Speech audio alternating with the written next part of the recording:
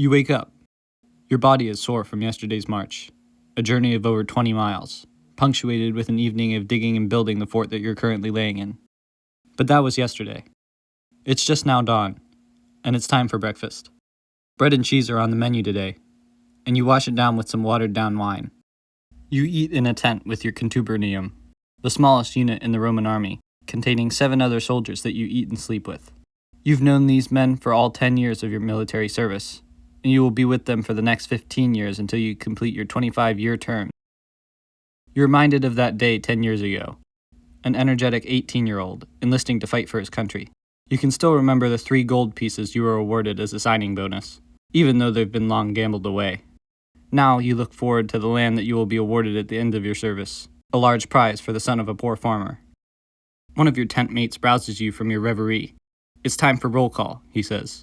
You hurry and put on your armor before following him outside. Roll call was a time to make sure the army was in top condition. Every man, weapon, and piece of armor would be inspected. No mistake would go unnoticed. You see an empty spot in front of you. The soldier must have overslept, but he will surely face the consequences for his actions, from pay reduction, stoning, or even death. It's true the army is very strict. How could you expect anything less from those defending your nation? After being counted up, you're given your daily tasks, which starts with training. You spar with your fellow soldiers and practice formations, refining the skills you've learned so that you're ready for battle, which seems inevitable. The Empire has just started a war with the tribes of Gaul a year before, and the proconsul, Julius Caesar, seemed determined to conquer the whole territory and nothing less.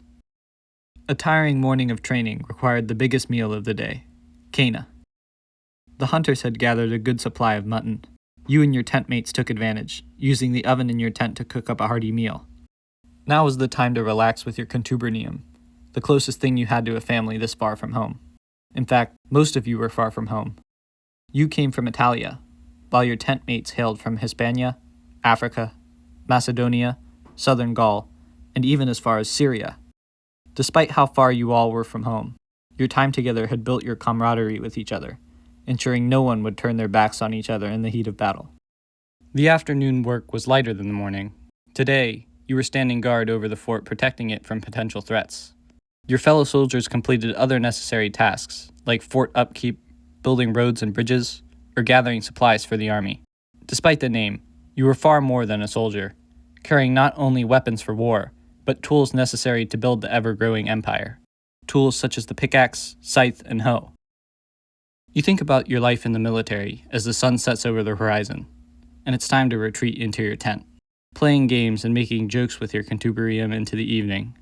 As you begin to grow tired, you lay down, your eyelids become heavy, and you drift off to sleep.